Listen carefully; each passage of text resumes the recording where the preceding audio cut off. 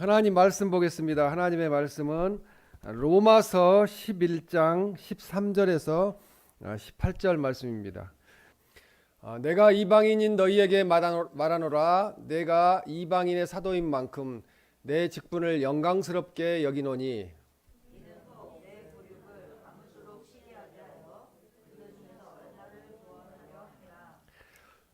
그들을 버리는 것이 세상에 하목이 되거든 그 받아들이는 것이 죽은 자 가운데서 살아나는 것이 아니면 무엇이리요.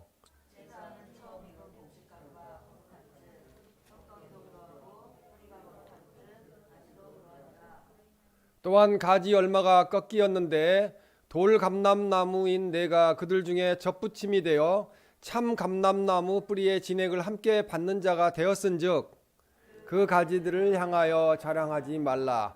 자랑할지라도 내가 뿌리를 보존하는 것이 아니요 뿌리가 너를 보존하는 것이니라. 아멘. 예수님께 접붙임이 됩시다라는 제목으로 하나님의 말씀을 전하겠습니다. 아름답게 피웠던 벚꽃과 그리고 이 진달래, 개나리가 이제 다 지고 새싹이 돋아나는 그런 계절을 우리가 맞이하고 있습니다. 이제 실록의 계절이라고 5월달을 이야기하는데 이제 5월에 실록의 계절이 오고 있습니다. 오늘의 본문 로마서 11장 17절 말씀에 보면은 돌 감람나무와 참 감람나무에 대해서 말씀하고 있습니다. 이 감람나무는 이스라엘의 그 올리브 나무를 말합니다. 우리 올리브유가 있잖아요. 그게 건강에 좋다는데 그 올리브 나무를 이야기합니다. 이 감람 열매를 맺으며 풍요와 그리고 또 평화라는 뜻을 가지고 있고요. 성령님의 그 역사 그런 뜻도 가지고 있고 그리고 영광과 그리고 아름다움을 상징하는 것이 이 감람나무의 뜻입니다. 야생 올리브 나무는 산골짜기에서 홀로 자란다고 합니다. 홀로 이렇게 씨가 부러져서 자라는데 누군가 돌봐주지 않아도 이게 잘 자라는 거죠. 수분이 없어도 잘 자라고 그래서 열매가 크지 못하고 작게 열린다는 것입니다. 그러나 밭에서 양육하는 이 올리브 나무는 참 감람나무는 이 영양분을 공급받고 또 거름이 이렇게 거름을 주기 때문에 이 주먹만하게 크게 열린다고 그렇게 이야기를 합니다. 그래서 이 야생 올리브 나무에서도 이제 주먹만한 열매를 맺히게 하는 방법이 있는데 그것은 참 감람나무를 갖다가 접붙임을 하면은 주먹처럼 큰 열매가 맺히게 된다고 합니다. 이 접붙이다는 의미는 우리가 어느 정도 알고 있습니다. 근데 어떤 나무의 가지나 눈을 다른 나무의 가지나 눈에 이렇게 상처를 내서 붙게 하는 거 시골에 살 때 이제 어느 분 다 해 보셨을 줄로 아는데 그렇게 하는 것이 접붙이는 것입니다. 사도 바울은 오늘 본문 로마서 11장 17절 말씀에서 돌 감람나무 같은 우리가 참 감람나무이신 이스라엘의 사람들을 표현한데 이스라엘 사람 중에서도 가장 참 사람이신 분이 예수님 그리스도시잖아요. 예수님 그리스도의 접붙임을 받아서 아름다운 열매를 맺게 되는 새로운 삶을 살아가게 되었다는 그런 교훈의 말씀을 오늘 본문에서 하고 계십니다.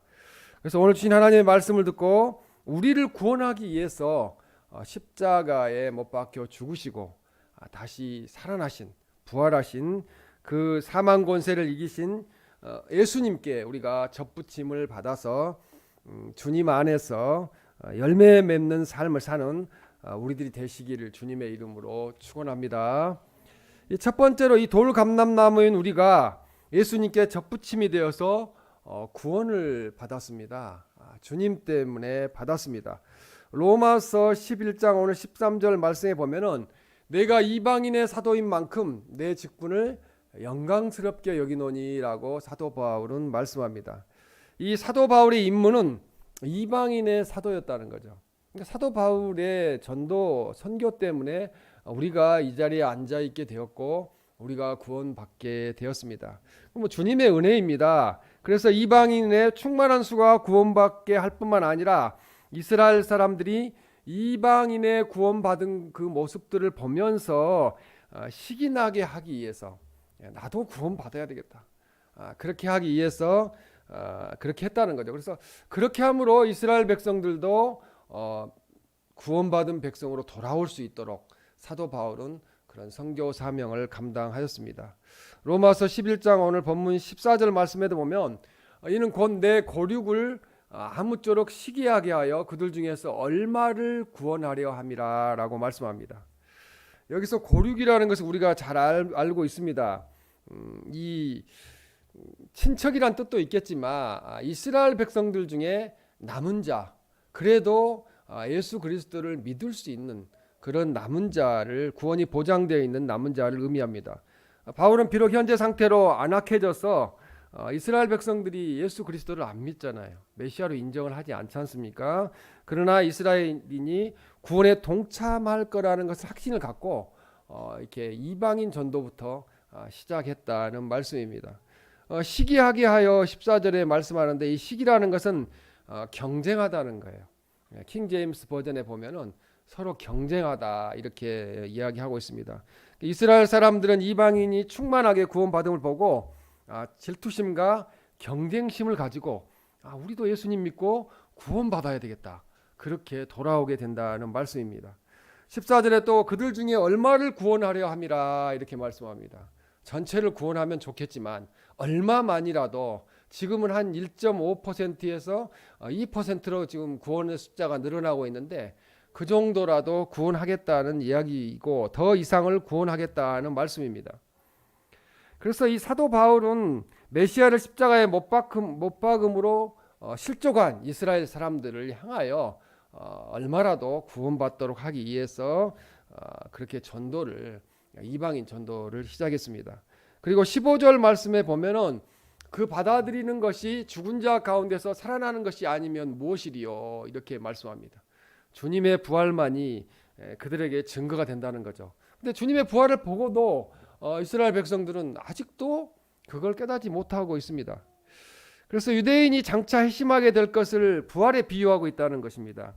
이스라엘이 하나님과의 관계가 회복될 때 이스라엘 사람들도 이제 구원으로 인해서 이방인들까지도 더 증가하는, 이스라엘 백성들이 예수 그리스도를 영접하고 메시아로 인정하게 되면 이방인들도 그걸 더 믿게 되겠죠. 예수님을. 이스라엘 백성들이 이제 뭔가 깨닫는 게 있구나. 메시아가 예수님이라는 것을 알았구나.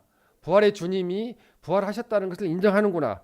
그러면서 이방인들도 더 많이 예수 그리스도를 주로 영접하고 구원받게 된다는 말씀입니다. 16절에도 보면은 처음 익은 곡식가루가 거룩한즉 떡덩이도 그러하고 라고 말씀합니다. 여기서 처음 익은 곡식은 이스라엘 민족의 대표성을 가진 족장들이나 조상들을 의미합니다. 처음 선택받은 백성들을 이야기합니다.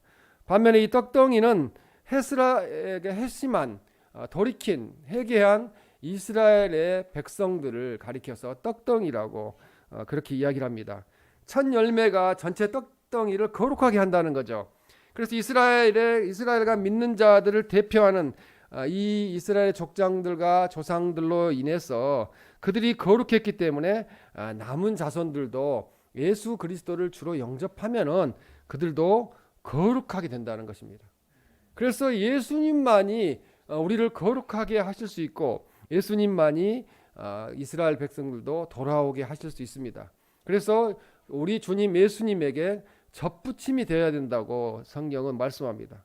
오늘 본문 로마서 11장 17절 말씀에서 이 참 감람나무와 돌 감람나무에 대해서 말씀을 하시는데요.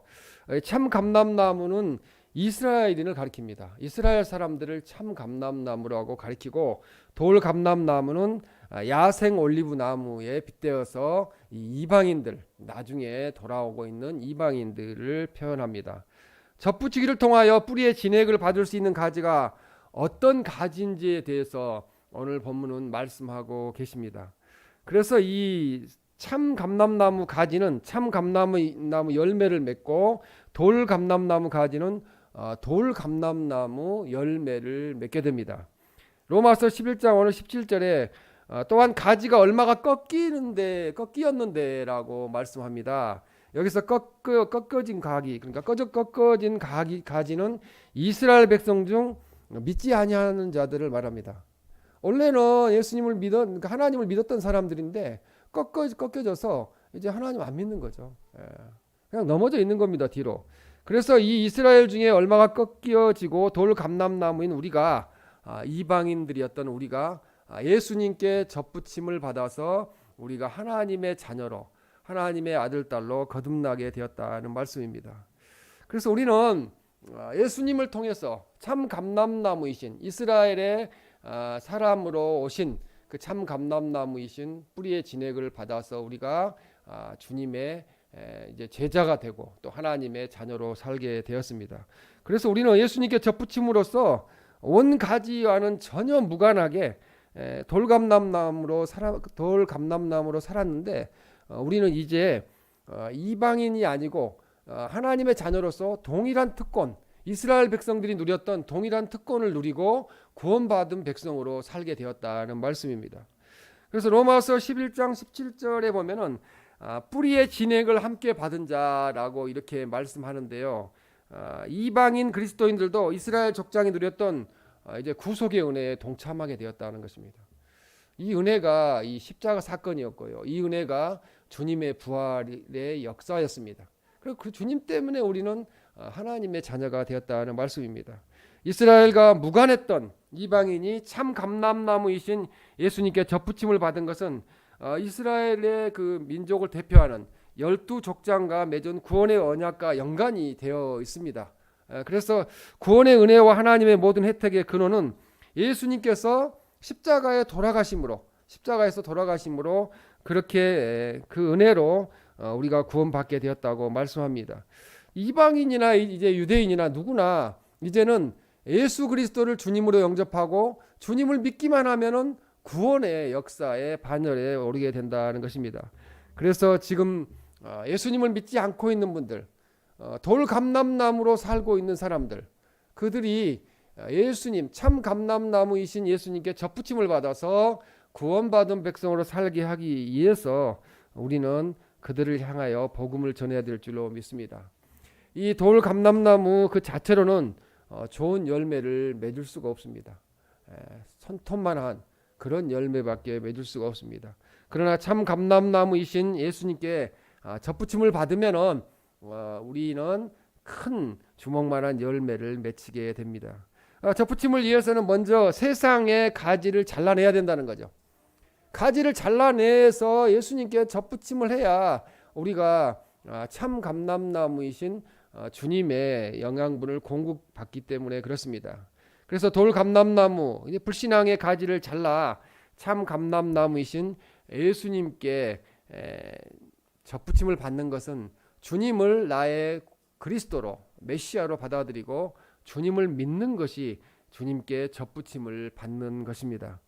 이것은 신앙적으로 중생하는 것이라고 말합니다. 중생이라고 표현하는데 중생은 거듭나는 것입니다.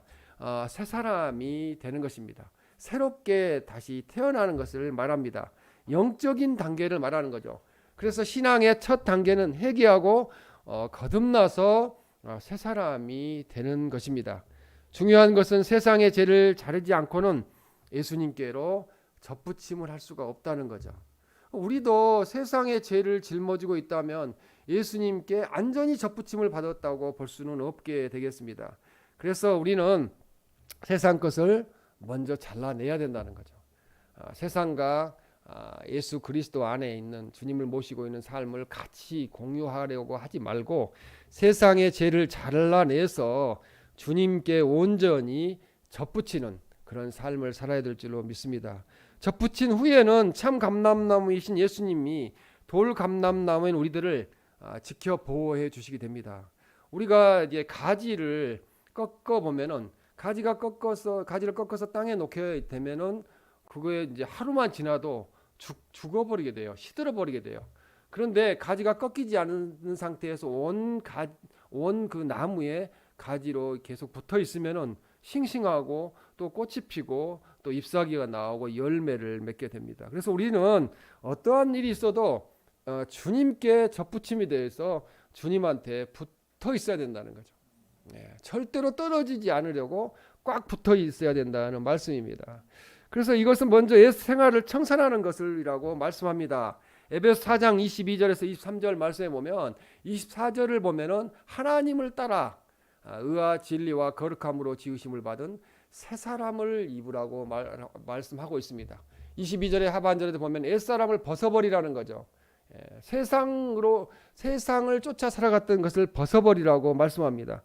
죽기를 무서워함으로 세상에서 마귀에게 매여 종로로 다는 우리를 구원해 주시려고 예수님께서 이 땅에 오셨고, 그리고 육신의 죄를 용서하시기 위해서 우리 옛사람과 합하여 십자가에서 죽으심으로 우리를 구원하여 주셨습니다.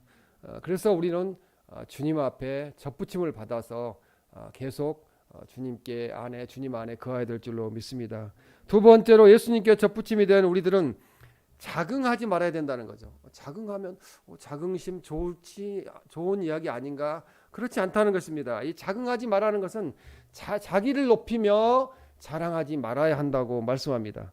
로마서 11장 18절에 보면 그 가지들을 향하여 자랑하지 말라, 그렇게 말씀합니다. 유대인들의 일부가 구원의 길에서 벗어났다고 해서 그들을 향해 우월감을 가질 만한 이유가 우리에게 있지 않다는 말씀입니다. 여기서 가지는 꺾여진 가지로 온가지에서 벗어난 유대인들을 말합니다. 유대인들은 원래 가지에 붙어 있었는데 꺾여졌습니다. 그래서 이방인이었던 그리스도인들이 이들에 대해서 자긍해서는 안 된다는 거죠. 아까 말씀드렸듯이 다른 사람보다 자기를 높이면서 자랑하지 말아야 된다고 그렇게 말씀하고 있습니다. 당시 로마 교회의 구성원 중 일부가 영적인 자만심을 가졌다는 거죠. 그래서 동료 유대인 신자들을 없인 여기는 일이 있었다는 것입니다. 그래서 오늘 본문에서 그러지 말라고 사도 바울은 경고하고 있습니다.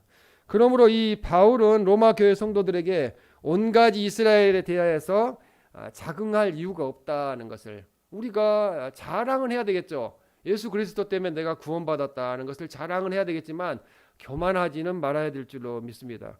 로마서 11장 18절에 보면 뿌리가 18절 중간에 내가 뿌리를 보존하는 것이 아니요 뿌리가 너를 보존하는 것이니라 라고 말씀합니다.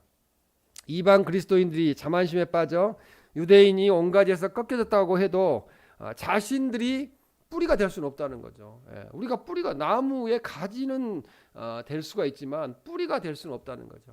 뿌리는 누가 뿌리입니까? 예수님만이 나무의 본체이시고 뿌리이기 때문에 그렇습니다. 그리고 예수님은 아브라함과 다윗의 후손으로 오셨습니다. 그래서 예수님이 가지들에게 생명을 유지하는 뿌리 역할을 지금도 감당하고 계십니다. 예수님께 접붙임을 받은 우리는 뿌리이신 예수님이 우리를 구원해 주셨다는 것을 알아야 된다는 거죠. 그리고 자기를 높이거나 자랑하지 말아야 된다고 말씀하고 있습니다. 로마서 11장 20절 말씀에도 보면은 너는 믿음으로 섰느니라 높은 마음을 품지 말고 도리어 두려워하라고 말씀합니다. 그래서 유대인이 버림을 받은 것은 불신 때문이라는 거죠. 그리고 유대인이 버림을 받은 것은 교만 때문이었습니다. 하나님을 믿지 않고 우상을 숭배하며 하나님보다 자기들이 더 높아지려고 했기 때문에 그렇게 되었습니다. 그래서 이방인이 접붙임을 받은 것은 믿음 때문이라는 거죠. 우리가 할 수 있는 거, 주 예수 그리스도를 우리의 주님으로 영접하고 믿는 거, 그것이 그 믿음으로 우리는 구원받게 되었습니다.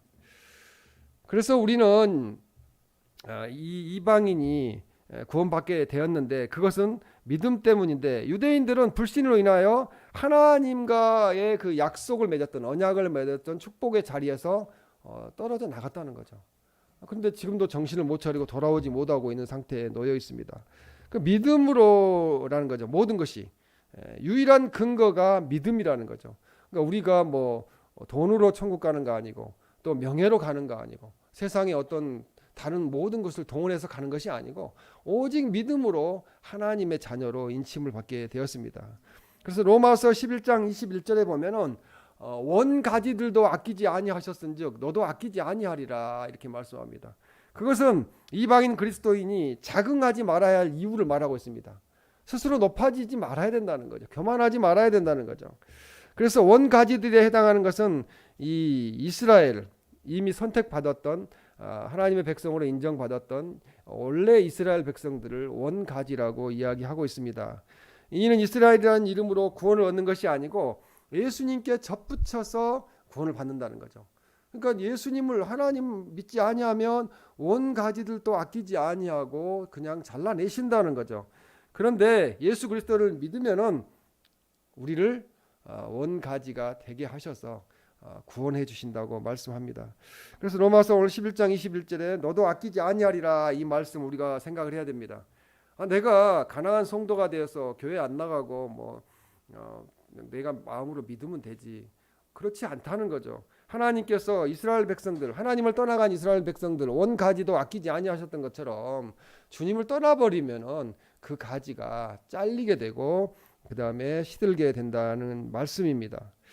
그래서 예수님께 접붙임이 된 결과는 신분의 변화가 되어서 하나님의 자녀가 되는 그런 권세를 얻게 되었는데 요한복음 1장 12절에 그렇게 말씀합니다. 권세를 얻게 됐다. 그러므로 우리는 예수님의 은혜로 구원받았으니 자긍하지 말아야 된다는 거죠. 다른 사람보다 자기를 높여서 자랑하지 말아야 된다는 것입니다. 예수 그리스도만을 자랑하는 우리 모두가 되시기를 주님의 이름으로 축원합니다. 이제 세 번째 마지막으로 예수님께 접붙임이 된 우리는 좋은 열매를 맺어야 합니다. 좋은 열매를 맺지 아니하면은 그 나무가 또 잘려지게 됩니다. 요한복음 15장 5절 말씀에 보면은 그가 내 안에 내가 그 안에 거하면 사람이 열매를 많이 맺나니라고 말씀합니다. 우리가 예수님 안에 예수님이 우리 안에 거하면은 우리가 열매를 많이 맺게 됩니다. 그래서 예수님께 접붙임이 되어서 살면은 열매가 이렇게 자동으로 열리게 되어 있습니다. 좋은 열매를 맺기 위한 진정한 행위의 변화는 우리가 예수님에게 접붙임이 되어 있어야 된다는 거죠. 떨어져 나가지 말아야 된다는 거죠. 주님 안에 있어야 된다는 거죠. 교회 안에서 예배 드려야 된다는 것입니다. 예수님의 생명이 우리에게 들어오고 그 생명으로 말미암아 우리 삶에서 하나님의 능력이 나타나게 됩니다. 우리가 어떻게 능력을 나타내기는 어렵다는 거죠. 만일 좋은 행위를 보고 자신이 신앙생활을 잘하고 있다고 여긴다거나 혹은 열매가 좋지 않다고 신앙생활을 내가 잘못하고 있다고 여긴다면 둘 다 잘못된 거라는 거죠. 우리의 행위로 되는 것이 아니기 때문에 그렇습니다. 중요한 것은 우리가 예수님에게 접붙임이 되어서 예수님의 생명이 내 안에 들어와 성령이 크게 역사하셔야 우리가 그 안에서 열매를 맺게 된다는 것입니다. 그래서 예수님께 접붙여지기 전에는 과거의 옛 성품 안에서 육체의 열매만을 맺었습니다. 돌감람나무의 열매, 손톱만한 그런 열매만을 맺고 살았습니다. 그래서 갈라디아서 5장 19절에서 21절 말씀에 보면은 15가지의 육체적인 열매들을 소개하고 있습니다. 그래서 갈라디아서 5장 19절에 보면은 육체의 일은 분명하니 곧 음행과 더러운 것과 호색과 우상숭배와 주술과 온수 맺는 것과 분쟁과 시기와 분냉과 당 짓는 것과 분열함과 이단과 투기와 술취함과 방탕함과 이렇게 말씀합니다. 15가지를 말씀합니다. 이런 삶을 살았다는 거죠. 예수님께 접붙임을 받지 않고 살 때는 세상에서 내 마음대로 살 때는 이러한 삶을 살았다는 것입니다. 이와 같은 죄를 우리가 회개해야 된다는 거죠. 15가지 해당하는 죄를 우리가 짓고 있다면 돌이켜야 된다고 성경은 말씀합니다. 회심은 어떤 사람들이 생각하는 것처럼 평탄하고 쉽게 넘어가는 과정이 아니라는 거죠. 대가를 치러야 된다는 거예요. 상처가 나야 되잖아요. 접붙임을 하면은 나무를 잘라내고 가지는 또 꺾여야 되잖아요. 본체가 꺾여야 되는 건데 그렇게 상처를 입는 과정을 겪지 않고는 또 마음이 상하는 과정을 겪지 않고는 접붙임을 예수님 앞에 접붙임을 할 수 없다는 말씀입니다. 그래서 이 상처를 입지 않고 우리가 좋아하는 거 세상적인 거 지금 15가지 이 세상적인 일을 내려놓지 않고는 우리가 주님 앞에 온전히 접붙여져 있다고 볼 수 없다는 말씀입니다. 그래서 접붙임을 하려면 가지를 잘라내야 되고 잘 붙도록 접목될 수 있도록 그렇게 우리가 힘써 신앙생활을 해야 될 줄로 믿습니다. 그래서 이 잡가지들을 갖다가 접붙임을 하면요, 열매가 열리질 않아요. 그래서 우리가 좋은 열매를 맺게 하기 위해서는 잘 접목될 수 있도록 우리가 좋은 신앙생활을 해야 될 줄로 믿습니다. 그래서 이 접붙이기를 하려면은 반드시 우리가 주님 앞에 나아가야 되고 주님 앞에 나와서 주 안에 거해야 합니다. 그렇게 예수님께 접붙임이 되어 예수님 안에 있을 때 우리는 좋은 열매를 맺게 되는데 갈라디아서 5장 22절에서 23절의 열매를 맺게 됩니다. 그래서 갈라디아서 5장 22절 23절 말씀에 보면 사랑과 희락과 화평과 오래 참음과 자비와 양선과 충성과 온유와 절제니, 아까 15가지의 육체의 일을 행하다가 이제 성령의 9가지 열매를 맺는 삶으로 행위로 나아갔다면은 주님 앞에 온전히 잘 접목되어서 접붙임이 되었다고 볼 수 있겠습니다. 그러니까 우리가 신앙의 척도를 우리가 오늘 이 말씀 딱 2가지 가지고도 잘 우리가 평가할 수가 있습니다. 예수님께 접붙임이 되어 예수님 안에 있는 성도인 우리는 이제는 성령의 열매를 맺고 살아야 된다는 거죠. 내가 사랑하고 있느냐, 기뻐하고 있느냐, 화평한가, 오래 참는가, 또 자비를 베풀고 선을 행하며 충성하고 온유하고 절제하는가를 보면은 내가 주님 안에 접붙여져 있는가 아닌가를 평가할 수가 있겠습니다. 우리의 삶이 놀랍게 변화되기는 쉽지 않습니다. 하루아침에 이렇게 모든 것이 바뀌기는 쉽지 않아요. 그래서 우리는 이것을 신학적으로 성화되어 간다고 이야기합니다. 하나님 나라 가는 그날까지, 천국문에 들어가는 그날까지 우리는 이렇게 성령의 9가지 열매를 맺기 위해서 성화되어 변화되어 가고 있습니다. 예수님께 접붙임을 받고 예수님 안에서 살아가면 우리는 분명히 좋은 열매를 맺게 됩니다. 그리스도인인 우리들이 예수님께서 명령하신 빛과 소금이 될 수 있는 제일 좋은 방법은 생활의 모든 영역에서, 우리 신앙생활뿐만 아니라 사회생활의 모든 영역에서 주님과의 관계를 가르치고 주님과 연결되어 있음을 보이며 주님과 접붙임을 가지고 사는 거죠. 내가 주 안에 있는가, 주님이 내 안에 계시는가를 항상 점검하는 삶을 살아야 된다고 로버트 브라이너는 그렇게 말하고 있습니다. 그래서 오직 예수님을 믿고 예수님께 접붙여진 바른 삶을 사는 것이 영생의 삶을 사는 것이라는 거죠. 우리가 지금 이 땅에서도 영생의 삶을 살고 있어요. 왜? 주님이 우리의 영원한 생명이 되시기 때문에 그렇습니다. 예수님께 접붙임이 되어 사는 삶, 예수님 안에 사는 삶, 이것이 바로 우리를 향하신 하나님의 뜻이라고 그렇게 말씀하고 있습니다. 예수님께 접붙임을 항상 유지하여서 자기가 처해 있는 환경들을 극복하고 주님 안에서 승리함으로 하나님께 영광을 밝히 드러내는 그런 삶을 사시기를 주님의 이름으로 축원합니다. 아멘.